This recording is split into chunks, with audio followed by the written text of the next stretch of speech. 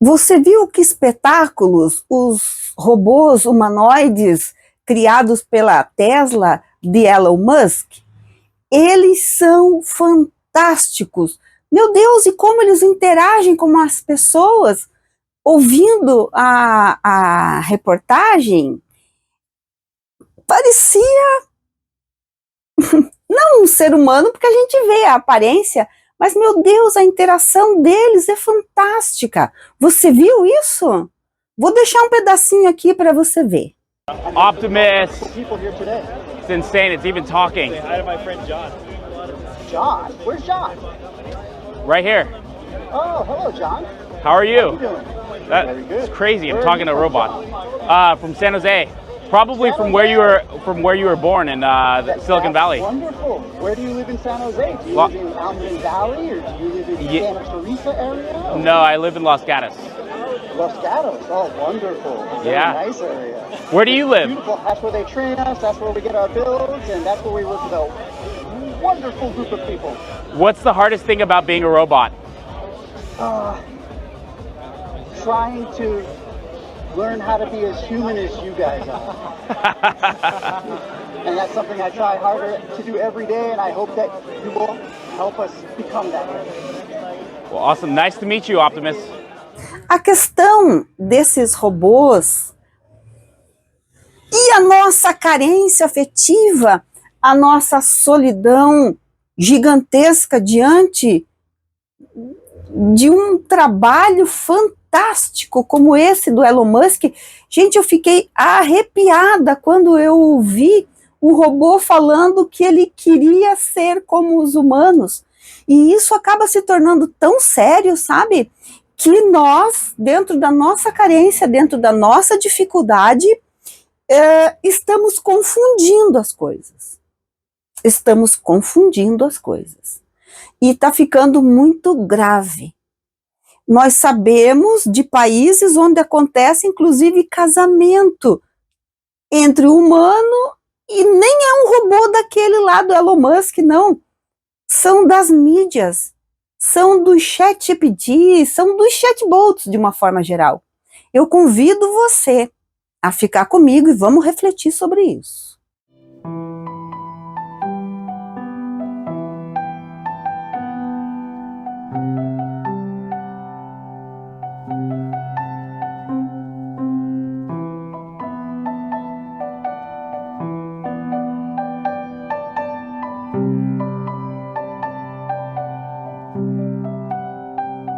Você conversa com chatbots? Segundo um estudo realizado, revela que 1 em cada 10 brasileiros recorrem ao ChatGPT ou a outros chatbots para desabafar questões pessoais emocionais. Nós estamos doentes. Se nós precisamos recorrer a máquinas para aliviar a solidão, a coisa está muito grave. Você faz parte desse grupo? Fique comigo, vamos refletir sobre o tema e o principal, de onde vem tanta solidão e como resolver. Aproveite para se inscrever no canal Palavra Cria, toque o sininho para ser avisado sempre que tiver um vídeo novo. Não vai embora, fica aí. Você já ouviu falar de afeto artificial?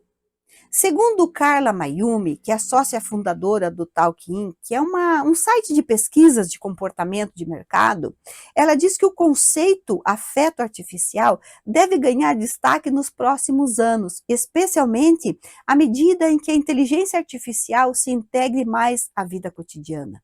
Carla fala sobre um estudo realizado pela Talk-In e revela que 1 em cada 10 brasileiros recorre ao ChatGPT e outros chatbots para desabafar sobre questões pessoais e emocionais. A pesquisa ouviu 1.000 pessoas maiores de 18 anos em várias regiões do Brasil. E ele apontou que muitos brasileiros usam dessa ferramenta como uma forma de amizade, de aconselhamento. E as principais justificativas para essa busca incluem a introspecção, a falta de amigos disponíveis e a solidão. Veja, a falta de amigos disponíveis e a solidão. Ela fala nessa entrevista que ela fez para a CNN, que muitos buscam alguém que os escutem, que esteja sempre presente e, acima de tudo, que não julgue. O estudo mostrou que 60% dos entrevistados interagem com esses chats de uma maneira educada, tratando aquelas inteligências artificiais como seres humanos.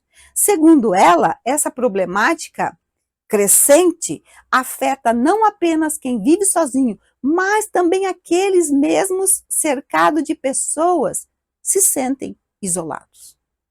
O homem é um ser gregário. Ele isolado estiola, emurchece e morre. Porque nós estamos nos sentindo sozinhos no meio da multidão. A explicação, ela é relativamente simples, embora complexa, o que parece um paradoxo, mas não é. Nós não estamos vivendo por primeira vez. Você pode não acreditar nisso, mas não vai mudar o quadro. Nós trazemos mazelas morais para serem ajustadas nessa presente vida. Infelizmente, nós fazemos de tudo para fugir de nós mesmos. E com isso nós só pioramos o quadro de dores, de conflitos na nossa vida. Quanto mais longe estamos de nós mesmos, maior a solidão interna. Vivemos em busca do outro, mas esquecemos que, antes de tudo, é preciso nos encontrarmos. A solidão, ela é uma doença da alma e a cura está na própria alma. Enquanto nós não pararmos de fazer tantas conexões frias com as mídias e não tivermos a coragem de parar tudo e olhar para nós mesmos, estaremos sozinhos no meio da multidão. Não tem herói que virá nos resgatar. Nós precisaremos nos tornar esses heróis e nos resgatarmos. Aproveite para deixar o seu comentário, se você já ouviu falar alguma coisa sobre isso, se você já leu alguma coisa sobre isso, deixa lá nos comentários. Tem um texto de autoria desconhecida que fala assim: a enfermidade é um conflito entre a personalidade e a alma. O resfriado escorre quando o corpo não chora. A dor de garganta entope quando não é possível comunicar as aflições. O estômago arde quando as raivas não conseguem sair. O diabetes invade quando a solidão dói. O peito aperta quando o orgulho escraviza. A pressão sobe quando o medo aprisiona. As neuroses paralisam quando a criança interna tiraniza. A febre esquenta quando as defesas detonam as fronteiras da imunidade. Os joelhos doem quando o orgulho não se dobra. O câncer mata quando não se perdoa ou se cansa de viver. E as dores caladas, como falam em nosso corpo? A enfermidade, ela não é má, ela avisa quando erramos a direção. O caminho para a felicidade não é reto. Existem curvas chamadas equívocos, existem semáforos chamados amigos, luzes de precaução chamada família, e ajudará muito ter no caminho uma peça de reposição chamada decisão, um potente motor chamado amor, um bom seguro chamado fé, abundante combustível chamado paciência, mas principalmente um maravilhoso condutor chamado Deus. O nosso corpo grita o que vai na alma. O que o teu corpo está gritando agora? Deixe nos comentários o que você está passando neste momento, que você está sentindo o grito no teu corpo.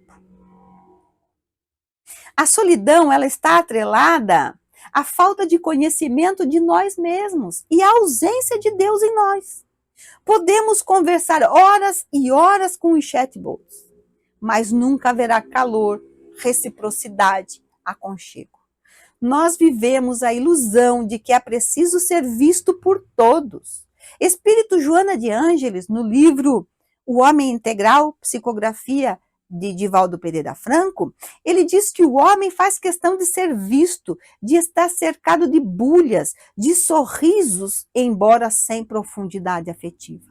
Sem o calor sincero das amizades nessas áreas, sempre superficiais e interesseiras. O medo de ser deixado em plano secundário, de não ter para onde ir, com quem conversar, significaria ser desconsiderado, atirado à solidão. Há uma terrível preocupação para ser visto, fotografado, comentado, vendendo saúde, felicidade, mesmo que fictícia. A conquista desse triunfo e a falta dela produzem solidão. Então nós precisamos mostrar para os outros que nós estamos bem, que nós estamos felizes, queremos que os outros nos aplaudam. E isso tudo é falso. É para sair bem na foto. Se postamos fotos felizes e nos sentimos sozinhos, sabemos que é falso. Se não temos nos sentido sozinhos, mas postamos tudo para todos verem, estamos iludidos por pensar que temos muitos amigos devido à quantidade de seguidores. Joana diz que a ausência do aplauso nos amargura diante do conceito falso em torno do que se considera habitualmente como triunfo. A terrível ânsia para sermos amados, não para conquistar o amor e amar, porém para ser objeto de prazer, mascarado de afetividade. Dessa forma, no entanto, a pessoa se desarma, não se torna amável nem amada realmente. Campeia assim o medo da solidão, numa demonstração caótica de instabilidade emocional do homem que parece haver perdido o próprio rumo, ter perdido o seu equilíbrio. Nós somos infantilizados. Queremos ser amados, mas não queremos amar. E como nós não sabemos o que é amor, nós nos tornamos objeto de prazer que apenas deixa sentimento de ter sido usado e descartado como um objeto sem valor. A neurose da solidão é doença contemporânea que ameaça o homem distraído pela conquista dos valores de pequena monta, porque transitórios. Joana diz que a solidão é doença da moda porque nós estamos distraídos, colocamos a nossa felicidade nas coisas passageiras. Precisamos nos autoconhecer, nos aceitar como somos, cheio de vícios, mas também de virtudes. Precisamos entender que o orgulho é um vício infantil que necessita ser extirpado, mas assim mesmo devemos ser o nosso melhor amigo. Joana diz que todo aquele que se diz em solidão, exceto nos casos patológicos, é alguém que se receia encontrar, que evita descobrir-se, conhecer-se, assim ocultando a sua identidade na aparência de infeliz, de incompreendido e de abandonado.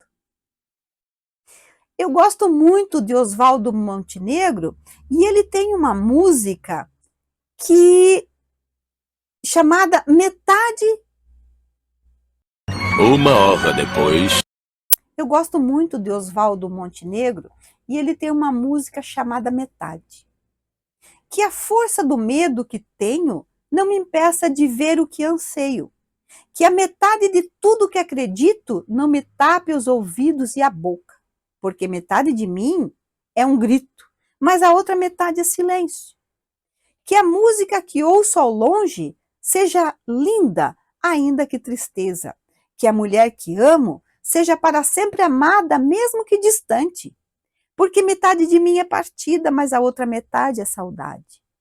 Que as palavras que eu falo não sejam ouvidas como prece, nem repetidas com fervor, apenas respeitada, como a única coisa que resta de um homem inundado de sentimentos.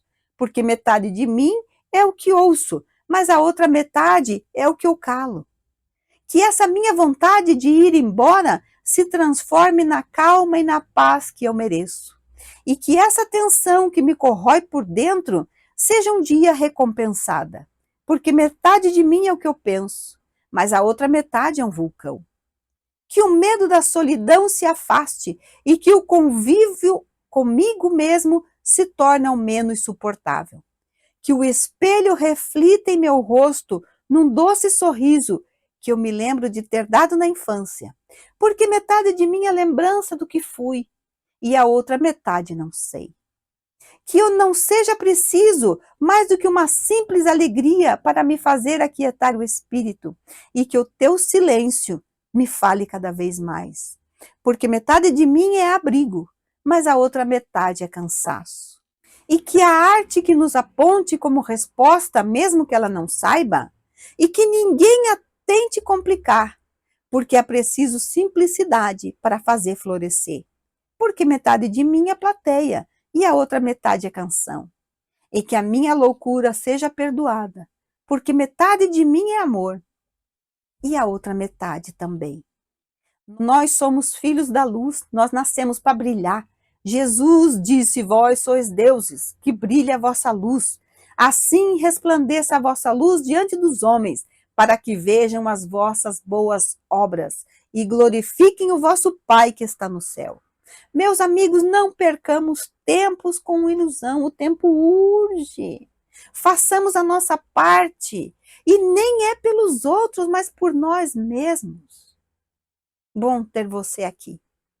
Espero você em outros vídeos. Deixe seu like, seu comentário, compartilhe. Aproveite para maratonar no canal. Até!